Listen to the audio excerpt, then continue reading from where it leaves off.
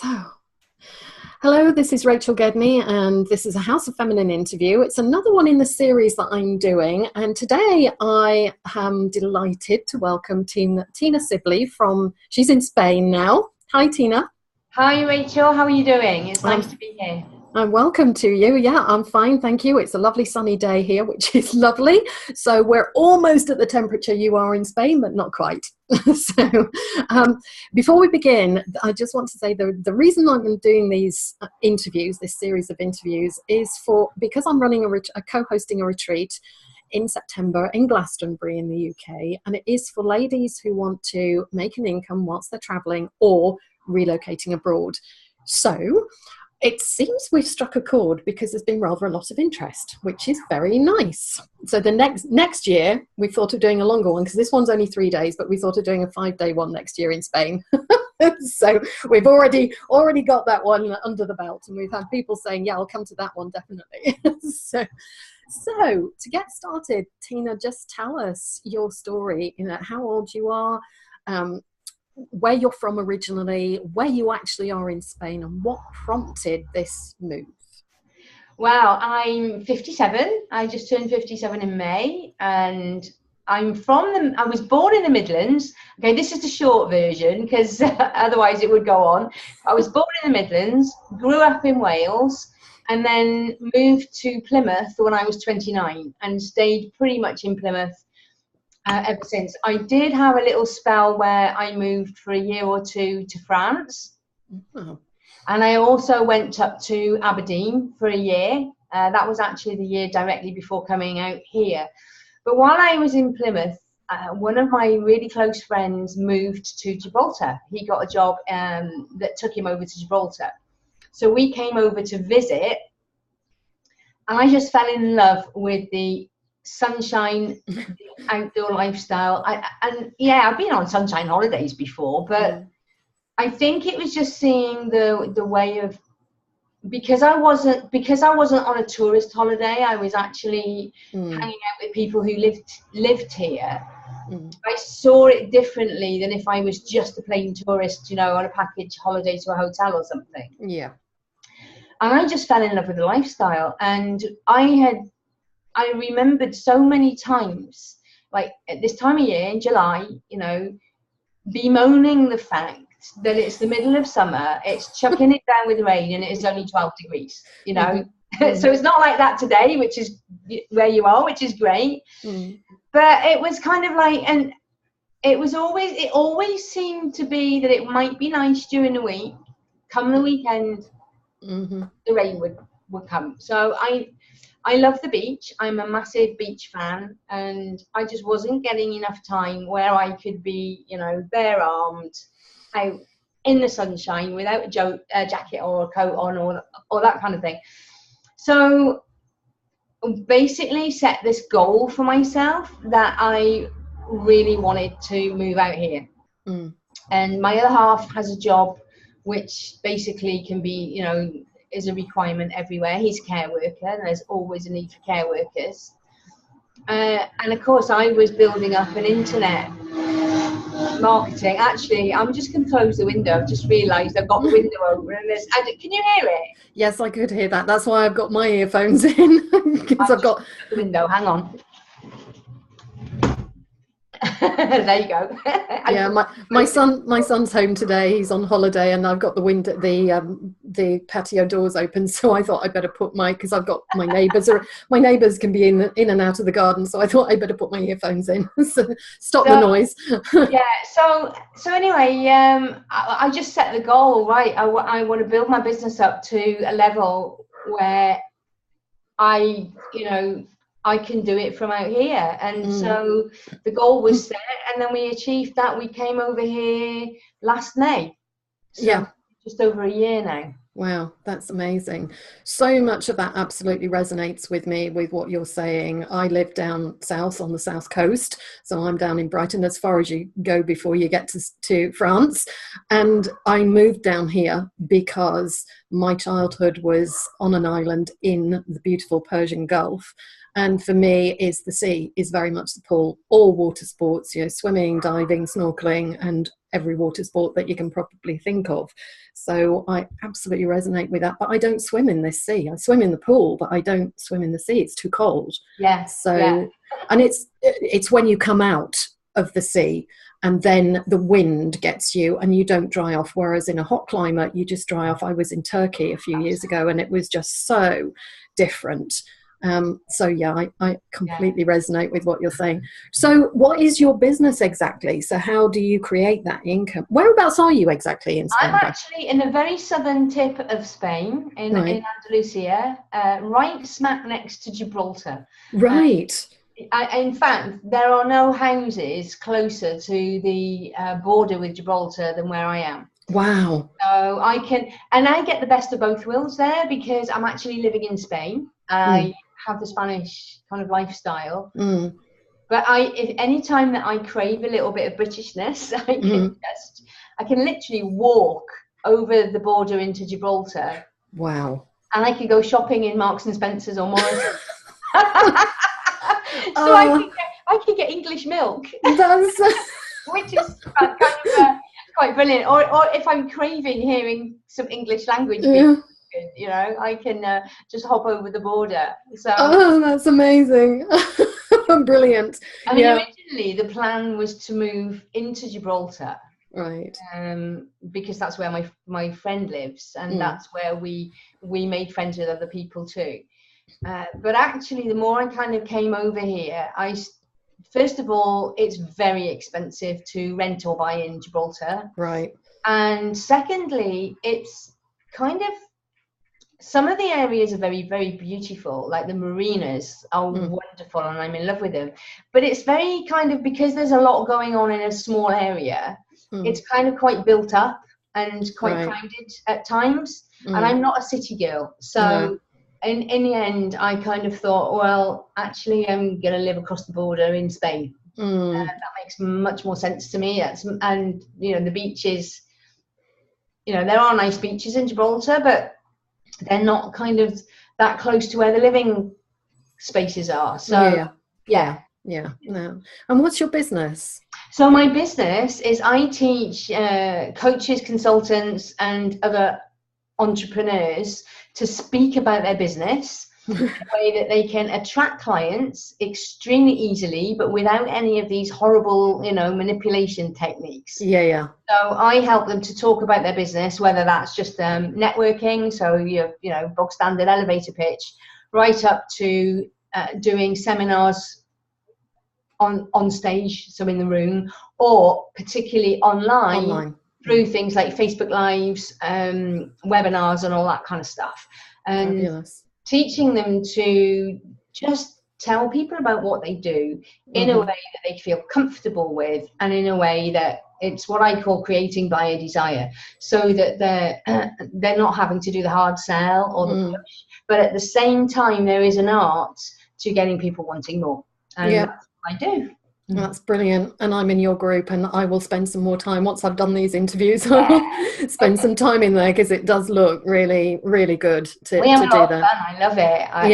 And it's one of the things that I love about the internet is when I was living in Plymouth, it wasn't that. I mean, this is one of the other things. When I was living in Plymouth's like not the centre of the universe when it comes to commerce, amazing place, fabulous tourism, fabulous place to actually live, but getting the work there was a bit of a challenge, and I didn't want to go chasing all around the country previously. And what I love about the internet is I'm connecting with people literally all around the globe. I've got clients from the UK, from Spain, from Holland, from South Africa. I've got a couple of people in Australia. But the majority of people that I connect with and that I have clients and part of my program is from America. Oh, wow. Me too.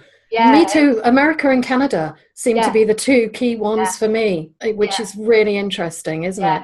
I've got some fabulous people in places like Miami, Texas, Alabama, and Denver, Colorado, and Yes, I just seem to be always connecting with people from Denver for some reason. Mine's a lot visit there. Yeah, mine's a lot in Arizona. So, It's funny, isn't it? yeah, It's funny how that happens. And Canada particularly, which is quite interesting. And they love the British accents. Yeah, they do. I know. So did you have, when you relocated, did you have a home here to sell? No, Someone to come out I to? was renting. I was a recovering bankrupt. Through being absolutely crap at promoting and selling what I did.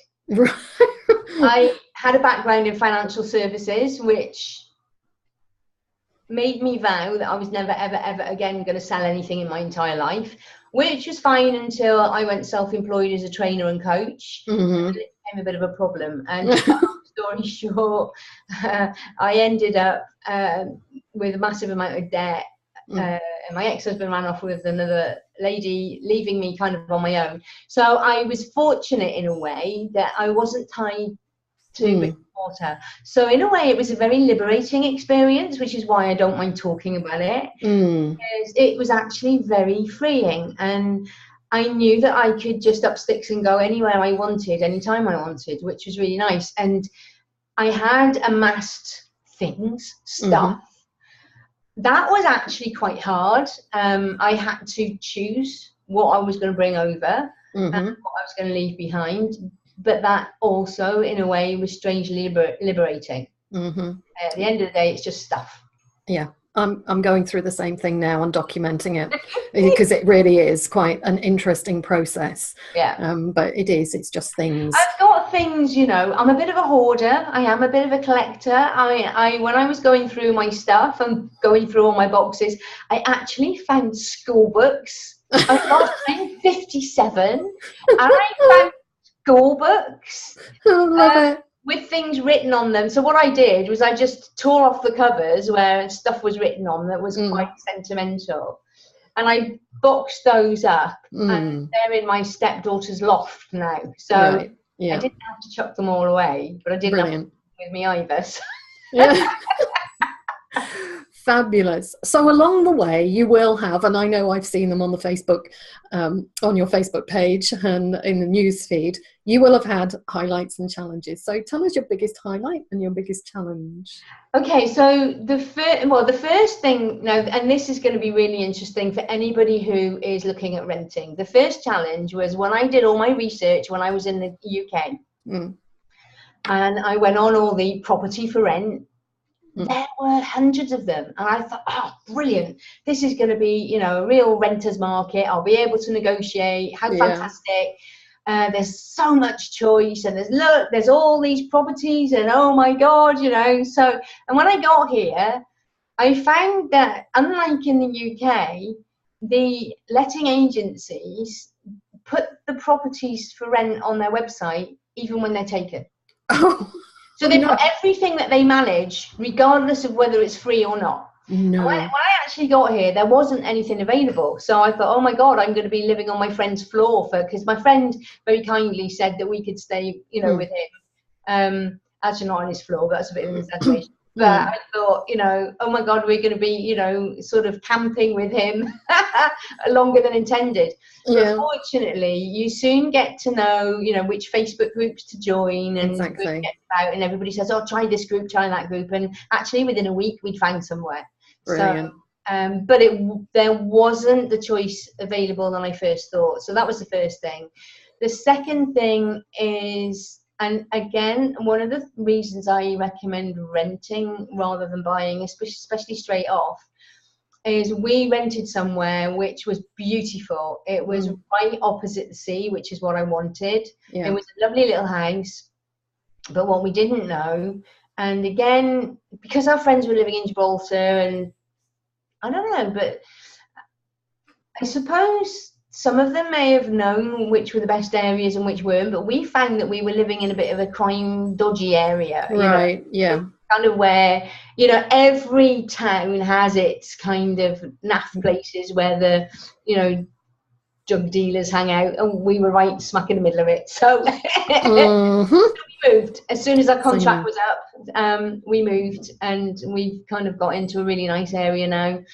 So I would say rent and take a short contract until you get a feel for the place, until you know what the locals are like, where you're kind of hanging out, all that kind of thing.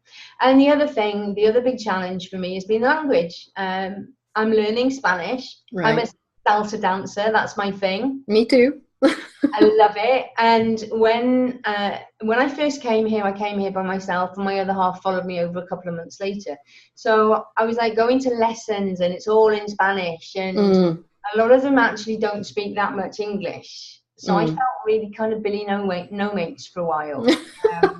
I remember you writing that. Yeah, but they're so friendly. I mean, the day after I wrote about feeling like Billy No Mates, and it's not like me, but I actually got on my bike and left because I felt uncomfortable, you know.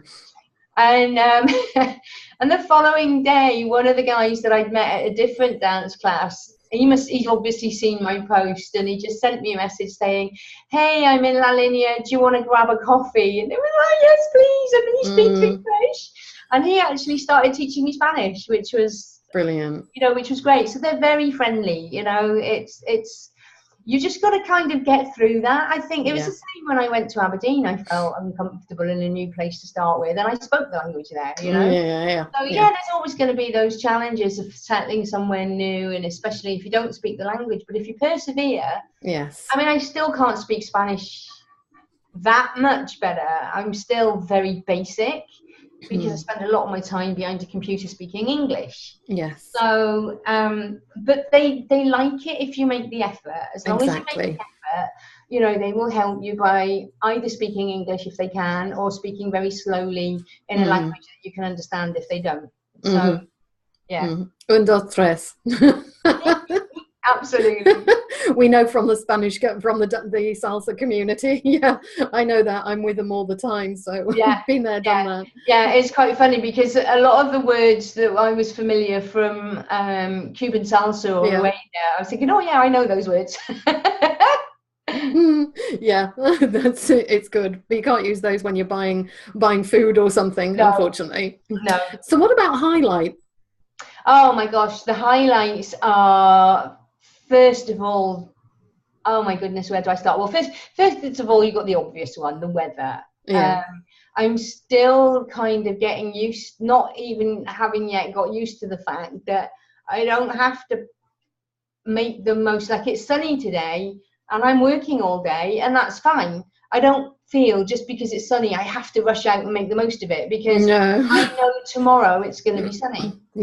So I've got space in my diary. I know I can plan to go to the beach for a couple of hours tomorrow. Or Saturday, or I haven't got to have a plan B. So then there's the kind of more chilled out lifestyle. It's not a stressed out energy and vibe. No, I know. I love that. And the fact that I can go to the beach every day after work, or as it happens now, I kind of take a break, and like my day now kind of, that's the other thing, is I've just about got my head around changing my entire time zone. Because in the UK we used to kind of do the 9 to 5 work thing, then go dancing for lessons, say from 7 until 11, go back normal and all that kind of thing.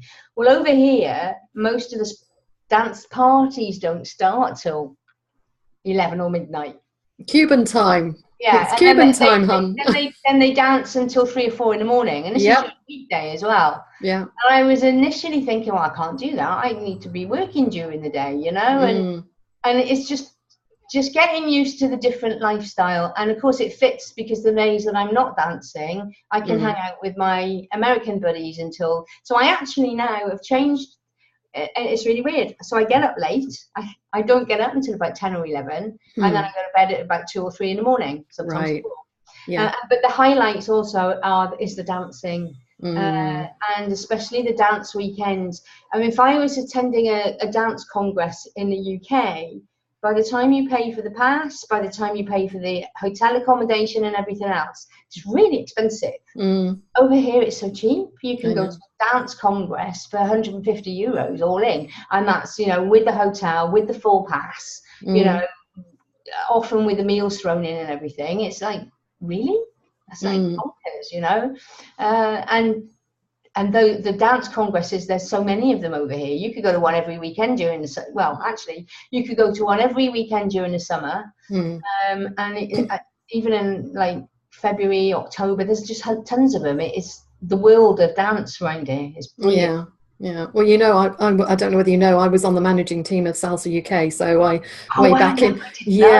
because I started dancing in 2003. So I ended up. You've got lots to talk about. Yeah, exactly. But this is about you, and I'm loving this because this is really giving me, you know, we're both in Costa Women. I've gotten all the Costa Women Facebook groups as well, which is so useful. Fantastic. I would recommend them to anybody coming out here. They're a fabulous bunch of people. There's not that much in my area going on. Right. But I went to their conference that they put on in Marbella. I spoke there in March, and it was a wonderful event. I had an amazing time. They are so positive. Yeah. They're really forward thinking. They're so friendly. They're a really great bunch of people. So I would highly recommend anybody who's coming over here to join. Yeah, I've joined all the groups. Yeah. I'd love to interview Ali, actually. Ali's fabulous, and Fiona as well. Fiona does a lot of the welcome interviews. She's fabulous. Yeah. So what have you learned about yourself, Tina, in all of this? Oh, what have I learned about myself? Basically, I've learned that I can do what I want to. I can achieve my goals. I've learned that I'm quite resilient and I guess quite adventurous in a way. I've learned that I'm even more addicted to the beach than I thought I was. Yeah, I've seen the photos. Yeah, I've also learned that mosquitoes love me, which is not quite so good. Oh, I have an essential oil for that. I need it. I've tried loads of stuff. They are brilliant. These oils are brilliant. So yes, I've got mine. All right, you must share those with me. I certainly will. And I've learned that I've just learned to chill out and enjoy life. And brilliant. Yeah, it's just a different atmosphere, different way of living, and the fact that I'm adventurous is kind of opening up other ideas in me as well. For work or just personally? Well, both actually. My business is taking off. Good. And I'm sure that is because I'm happier. Yeah. So when I was in the UK, I was struggling, and somehow, I don't know, like since January, things are just taking off. Brilliant. Everything seems to be fitting into place, and I'm sure it's the energy. It's a different vibe that I'm putting out. Yeah. But it was quite funny because before I came here, when I said that's it, I'm moving to Spain, people said, "Oh, what, for good?" And I said, "Well, I don't know. I said, however long." I said, "Who knows what's around the corner?" I said, "But for as long as I want to, I don't see myself going back to the UK." Interesting. But I'm kind of thinking, do you know what? I'd love to take off and maybe do 6 months or however long I would be allowed to on a traveling visa to tour the States. Brilliant. And I would love to kind of, I think one of the things I've learned about myself is I'm kind of a bit of a nomad. I actually quite like the idea of trying new places out. So you could be moving into the digital nomad sphere. Yeah, absolutely. I mean, rather than the lifestyle entrepreneur who relocate, but the digital nomad. Yeah, absolutely. Fabulous. And I'm connecting with a lot of people who do that, and they're loving it. Having a great time. There's a guy at the moment, and he was saying that he's kind of spent some time he's lived for a while in Colombia. He's currently in Buenos Aires. Then he's going back to the States. Then he's coming to Spain. And he's hopping all over the place. And he's like doing really well. He's a younger guy and he's doing really well with his digital business. Yeah, what my co-host and I have found with doing these interviews is, because she travels, she does a lot of house sitting. She's just been for a month in Turkey and she's back now. But we have found that it seems to be this huge upsurge in 50 plus who are traveling. And it's like, wow, you know, you tend to think of the digital nomads as being the young people, but it's not necessarily the case. So you'd highly recommend it to others then. Oh, yes. Oh, who are thinking about it but haven't made the decision. I mean, my view is, what's the worst that can happen? Exactly.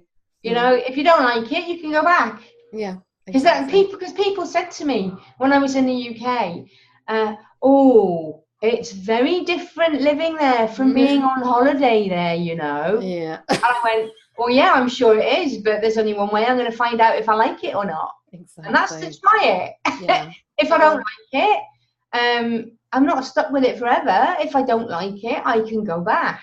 Exactly. And I guess if people have a house and they're worried about, you know, getting off the housing ladder, my recommendation would be, okay, rent your house out and rent over here and see if you like it. If you don't like it, boot your tenants out and go back. Completely. Brilliant attitude. So we're coming to the end of this interview. So where can people find you, Tina? Best place to find me is on Facebook. Okay. So just find Tina Sibley on Facebook, send me a friend request. And come and say hello, and then connect with me there. That's, I mean, I've got other accounts like LinkedIn, and I've got Pinterest, I've got Instagram, and I've got Twitter, and I barely use them. So right, so it's mostly Facebook, yeah, and of course your 5-star speaking group on Facebook as well. Yeah. Once you connect with me on my personal page, my cover photo has got the link to go join my 5-star speaker group if people want to learn more about, you know, promoting their business through speaking. Yeah, brilliant. I'll put the links under this video anyway. All right, fantastic. So thank you very much for this. It's been an absolute pleasure. I can't wait to come out there now and all these wonderful people who are in Spain that I'm connecting with, and it's like, and they're all going to be in the area, surrounding areas of where I'm going to be living, and it's like, yes, I can't wait to meet you in person. It'll be great. We'll go dancing. Absolutely. Oh my goodness, absolutely. Fabulous. Thank you, Tina, for this. All right, take care. Bye.